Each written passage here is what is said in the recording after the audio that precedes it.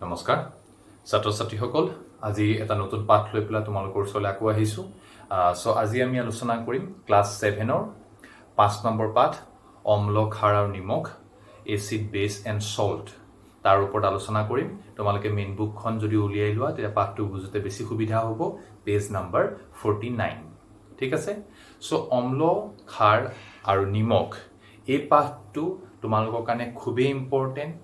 কঠিন বুলি আগতীয়াকৈ কেতিয়াও নাভাবিবা খুবেই ইম্পৰ্টেণ্ট কিয় ইম্পৰ্টেণ্ট আমি দৈনন্দিন যিবোৰ কাম কৰি থাকোঁ সেই কামখিনিৰ লগত ইয়াৰ ওতঃপ্ৰোত সম্পৰ্ক আছে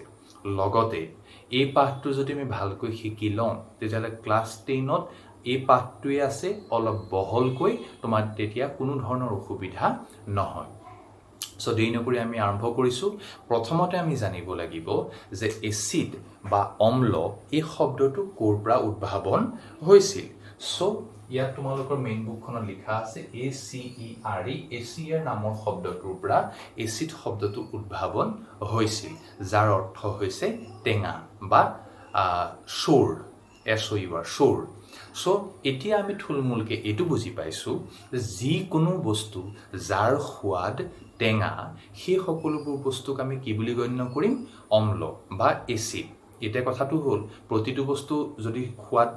চাই পেলাই যদি অম্ল ক্ষাৰ বিচাৰ কৰিবলৈ যোৱা তেতিয়াহ'লে বিপদৰ সন্মুখীন হ'বা সেইকাৰণে সকলো বস্তু সোৱাদ নল'বা ওকে এতিয়া কথাটো হ'ল কি এটা মই ক'লেতো নহ'ব তুমি জানিব লাগিব যে কোনটো বস্তুত এচিড থাকে কোনটো বস্তুত ক্ষাৰ থাকে সেইটো প্ৰমাণ কৰি চাবৰ কাৰণে আমি শিকিম আজি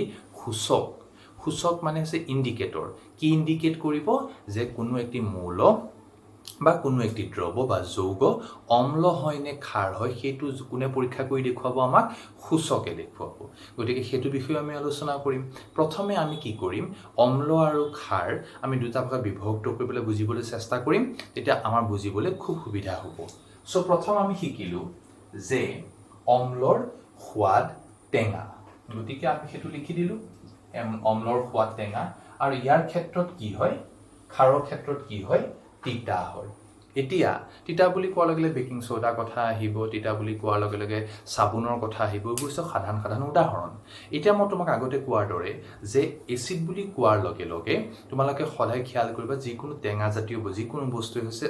তাৰ মাজত কি আছে এচিড আছে যিকোনো টেঙা জাতীয় ফল লাগিলে নেমু হওক কমলা হওক তেতেলী হওক যিকোনো টেঙা জাতীয় ফলত বা যিকোনো টেঙা জাতীয় বস্তুত কি থাকে এচিড থাকে ভিনেগাৰ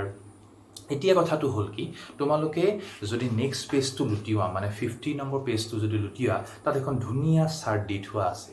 চাৰ্টখনত কি দিয়া আছে বিভিন্ন এচিডৰ নাম আৰু ইয়াক ক'ত পোৱা যায় এই তালিকাখন মুখস্থ কৰিবলৈ চেষ্টা কৰিবা তোমালোকৰ 1 নম্বৰ বা 2 নম্বৰীয়া প্ৰশ্নত এইবোৰ আহিব যে তেতেলীৰ এচিডটোৰ নাম কি তোমাৰ প্ৰশ্ন আহিব নেমুত থকা এচিডৰ নাম কি এনেকুৱা ধৰণৰ প্ৰশ্ন কিছুমান তোমালোকৰ আহিব সেই গতিকে কি কৰিবা সেই গতিকে তোমালোকে চেষ্টা কৰিবা যাতে তোমালোকে এই চাৰ্টখন মুখস্থ কৰি যিকোনো এচিডৰ নাম পটককৈ কৈ দিব পাৰা নেক্সট আমি আলোচনা কৰিম এতিয়া যে সূচক মানে কি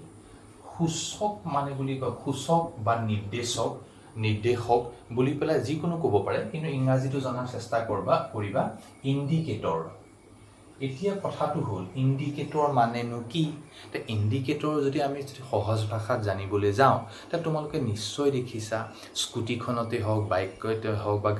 গাড়ীতে হওক আমি যদি বাওঁফালে যাওঁ যদি আমি সোঁফালে যাওঁ তেতিয়াহ'লে আমি এটা ছুইচ টিপি দিওঁ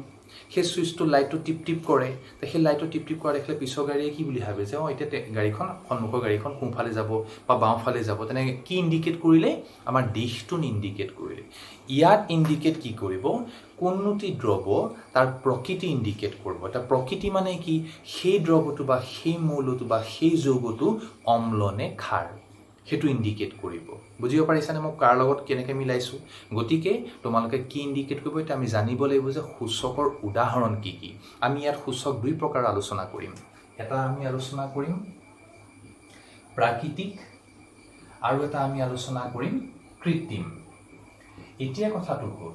প্ৰাকৃতিক বুলি কোৱাৰ লগে লগে শব্দটোত আমি ধুনীয়াকৈ কাকবুলিটো দেখাই পাইছোঁ যি প্ৰকৃতিৰ পৰা পোৱা যায় প্ৰাকৃতিক যাক আমি প্ৰকৃতিৰ পৰা পাওঁ আৰু কৃত্ৰিমতো গম পাইছা যে আমি কৃত্ৰিমভাৱে ৰাসায়নিক বস্তু মিহলাই পেলাই আমি তৈয়াৰি কৰিম আমি ইয়াত কৃত্ৰিম আলোচনা কৰিম ফিনলফথেলিন পেজ নাম্বাৰ যদি তোমালোকে বানানটো উচ্চাৰণ কৰি ল'ব পাৰা পেজ নাম্বাৰ 54 দেখিবা চিত্ৰ 5.4 কাষতে চোৱা ফিনল অফথেলিন বা ফেনল অফথেলিন দেখিছানে সেইটো হৈছে কৃত্ৰিম সূচক আৰু প্ৰাকৃতিক সূচক ইয়াত খুব ইম্পৰ্টেণ্ট আমি ইয়াত প্ৰাকৃতিক সূচক আলোচনা কৰিম হালধি জবা ফুলৰ পাহি আৰু কি লিটমাছ কাগজ হ'বনে এতিয়া প্ৰথম আমি আলোচনা কৰিম পেজ নাম্বাৰ 50 লিটমাছ কাগজ ক'ৰ পৰা তৈয়াৰী কৰা হয় লিটমাছ কাগজ তৈয়াৰী কৰা হয় লাইকেন নামক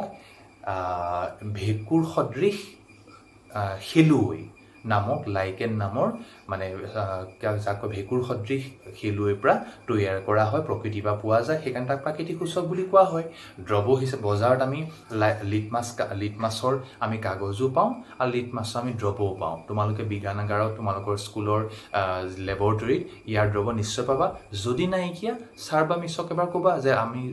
লিটমাছ কাগজ চাব বিচাৰোঁ তাৰ ছাৰ আমি মিছতে তোমালোকক দেখুৱাবলৈ চেষ্টা কৰিম ঠিক আছে আৰু নহ'লে তোমালোকে নিজেও বনাব পাৰা আমি ইয়াত কেনেকৈ বনাব পাৰিম সেইটো শিকিম জবা ফুলৰ পাহি দি পেলাই আমি বনাব পাৰোঁ তো সেইটো নিজেও বনাব পাৰা একেবাৰে চিম্পুল চ' এইটো হৈ গৈছে মুচি দিছোঁ নেক্সট আমি আলোচনা কৰিম কি যে লিটমাছ কাগজ দুই প্ৰকাৰৰ থাকে এটা থাকে নীলা এটা থাকে ৰঙা হৈছেনে এতিয়া কথাটো হ'ল যে আমি কেনেকৈ মনত ৰাখিম নীলা আৰু ৰঙা দুটা থাকে নীলা আৰু ৰঙা কিন্তু দুইটাই কিন্তু অম্ল আৰু ক্ষাৰৰ লগত ব্যৱহাৰ নহয় অম্লৰ ক্ষেত্ৰত নীলা লিটমাছ ব্যৱহাৰ হ'ব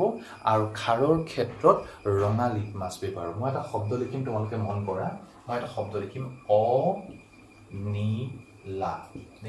চাব পাৰিছানে দেখা পাইছানে অনীলা চৰি অনীলা অনীলা কিয় লিখিলোঁ মই মানে হৈছে অম্ল আৰু নি মানে হৈছে নীলা আৰু লা মানে লাল বা ৰঙা অনিৰ বা অনিলা চ' এতিয়া কথাটো হ'ল এনেকুৱা যে তোমালোকে কেনেকৈ অনি মনত ৰাখিবা তেতিয়া হৈ যাব অনিৰ বা অনি মনত ৰাখিবা মানে অম্ল নীলা লিটমাছৰ লগত ব্যৱহাৰ কৰা হয় তোমালোকে একেবাৰে খেলি মেলি নকৰিবা বহুতৰ ক্ষেত্ৰত কি হয় যে বহুতৰ ক্ষেত্ৰতে হয় অম্ল নীলা লিটমাছ কাগজ ব্যৱহাৰ কৰা হয় তাৰ ঠাইত লিখি দিয়ে ক্ষাৰ আৰু ক্ষাৰ ব্যৱহাৰ কৰা হয় ৰঙা লিটমাছ কাগজত তাৰ ঠাইত লিখি দিয়ে অম্ল সেইকাৰণে তোমালোকে একেবাৰে খেলি মেলি নকৰিবা তোমালোকে মনত ৰাখিব পৰা যে অনি আৰু প্লাছ ক্ষাৰ এইটো ক্ষাৰটো ধুনীয়া হৈ আছে এইটো খা এইটো ৰ হৈছেনে ক্ষাৰ হৈ গ'ল একদম চিম্পুল এতিয়া কি হ'ব যে অম্লৰ ক্ষেত্ৰত হ'ব নীলা লিটমাছ আৰু ক্ষাৰৰ ক্ষেত্ৰত হ'ব ৰঙা লিটমাছ এতিয়া আমি সেই কথা বাৰে বাৰে কিয় কৈ আছোঁ আমি কৈ আছোঁ এইটো কাৰণে যে যদি আমাৰ হাতত ধৰি লোৱা অম্ল আছে আমাৰ হাতত ধৰি লোৱা অম্ল আছে তা অম্লত যদি আমি কি কৰোঁ নীলা লিটমাছ কাগজখন যদি আমি লগাই দিওঁ তাত নীলা লিটমাছ কাগজখন কি হৈ যাব জানানে ৰঙা হৈ যাব তাৰ ৰঙৰ পৰিৱৰ্তন হ'ব নীলা লিটমাছ কাগজ কি হৈ যাব ৰঙা হৈছেনে এতিয়া কি হ'ব ক্ষাৰৰ ক্ষেত্ৰত কি হ'ব ধৰি লোৱা মোৰ হাতত ক্ষাৰ আছে আৰু ক্ষাৰত যদি আমি ৰঙা লিটমাছ কাগজখন লগাই দিওঁ তেতিয়া হৈ যাব নীলা উলোটা মানে অম্লত আমি নীলা লিটমাছ কাগজখন হৈ যাব ৰঙা আৰু ক্ষাৰত ৰঙা লিটমাছখন হৈ যাব নীলা বুজি পাইছানে নীলা হৈ যাব ৰঙা আৰু ৰঙা হৈ যাব নীলা এইটো অম্লৰ ক্ষেত্ৰত এইটো ক্ষাৰৰ ক্ষেত্ৰত হ'লনে মনত ৰাখিবলৈ চেষ্টা কৰিব খা ৰ এইটো মনত ৰাখিবা তাৰ বাকী যদি খা যদি ৰ মনত ৰয় তাহলে অ আৰু নিটো মনত ৰাখা দৰকাৰ নাই এনে অটোমেটিক আহি যাব হ'বনে আচ্ছা নেক্সট আমি সেই পেজ নাম্বাৰ 50 এটা ৱৰ্ড আছে milk of magnesia milk of magnesium nothing else magnesium hydroxide বুলি পেলাই ইয়াত নাম দি থোৱা আছে এচিডটোৰ ক্ষাৰটোৰ নাম এটা বিশেষ একো চিন্তা কৰিবলগীয়া বিষয় নহয় তোমালোকে যে পেট বেয়া হ'লে কেতিয়াবা গেছ হয় বুলি কোৱা শুনিলে যে ঘৰৰ মানুহে যে তোমাৰ মন কৰিছেনে ডাইজিন নিচিনা লিকুইড গ্ৰহণ কৰে মিউকেন জেলৰ নিচিনা লিকুইড গ্ৰহণ কৰে বগা ৰঙৰ 2 খপ খাই দিয়ে বা 2 চামুচ খাই দিয়ে তাৰপিছত পেটটো অলপ আৰাম লগা নিচিনা হয় মানে কি হয় পেটত যেতিয়া আমি অম্ল পৰিমাণটো বৃদ্ধি হয় তা মিল্ক অফ মেগনেছিয়াম আমি গ্ৰহণ কৰোঁ মিল্ক অফ মেগনেছিয়াত কি থাকে ক্ষাৰ থাকে সেই ক্ষাৰ যেতিয়া পেটলৈ গৈ পেলাই অম্লৰ লগত মিহলি হয় তা প্ৰসম হয় প্ৰসম শব্দটোৰ অৰ্থ হ'ল নিউট্ৰেল মানে কি হয় তুমি ক'ব পাৰা যে অম্ল বেছি হৈ আছে আৰু ক্ষাৰ অলপ যেতিয়া পৰিলগে তা সেই ক্ষাৰে অম্লটো কি কৰি মিক্স কৰি পেলাই প্ৰসম হৈ গ'ল নিউট্ৰেল হৈ গ'ল না অম্ল হৈ থাকিল না ক্ষাৰ হৈ থাকিল ইয়াক মানে সমান কৰি দিলে প্ৰসম কৰি দিলে সেইটোক প্ৰশমন বা প্ৰশম প্ৰশম শব্দটো আলোচনা আমি নেক্সট পেজটোত আমি আলোচনা কৰিম যাৰ ইংৰাজীটো মনে হয় নিউট্ৰেল গিয়াৰ মনত আছেনে তোমালোকে বাইকত শুনিছানে কেতিয়াবা বা গাড়ীত চলাওঁতে পাইলটে কোৱা শুনিছা নিউট্ৰেল গিয়াৰত থৈছোঁ নিউট্ৰেল গিয়াৰত আছে নাই চা সেই নিউট্ৰেল মানে না ইফালে না সিফালে মাজতে মানে হ'বনে আচ্ছা নেক্সট আমি যাওঁ যে হালধি কেনেকৈ প্ৰাকৃতিক সূচক হয় হালধি কেনেকৈ প্ৰাকৃতিক সূচক এতিয়া তোমালোকে মন কৰিবা যোনে পাকঘৰত মা বা দেউতাক সহায় কৰে ল'ৰাই হওক বা ছোৱালীয়ে হওক যোনে সহায় কৰে তেওঁ জানিব যেতিয়া কেৰাহীটোত আমাৰ মায়ে বা দেউতাই চব্জি বনোৱাৰ পিছত কেৰাহীটো ধুবলৈ চাবোন দি পেলাই ঘঁহে তেতিয়া তোমালোকে মন কৰিবা যে সেই কেৰাহীটোত ৰঙৰ পৰিৱৰ্তন হৈছে মানে হালধি ৰংটো গুচি পেলাই চাবোন লগাৰ লগে লগে কি হৈ গ'ল ৰঙা মানে চাবোনত খাৰ আছে আৰু খাৰ যেতিয়া হালধিৰ সংস্পৰ্শলৈ অহাৰ লগে লগে কি হৈ গ'ল ৰঙা হৈ গ'ল হালধি খাৰৰ ক্ষেত্ৰতহে আমি ব্যৱহাৰ কৰিব পাৰোঁ এচিডৰ ক্ষেত্ৰত নহয় হ'লনে সেইটো হৈছে প্ৰাকৃতিক সূচক মানে প্ৰকৃতিৰ পৰা আমি পাওঁ নেক্সট আমি আলোচনা কৰিম প্ৰশম দ্ৰৱ ক'লো না অম্ল না খাৰ সেইটো কি দ্ৰৱ ক'ব প্ৰশম দ্ৰৱ কি আছে শব্দটো নিউট্ৰেল সলিউশ্যন নিউট্ৰেল হ'বনে তাৰ পিছতে আমি আলোচনা কৰিম জবা ফুলৰ পাহি কেনেকৈ আমি ব্যৱহাৰ কৰিব পাৰোঁ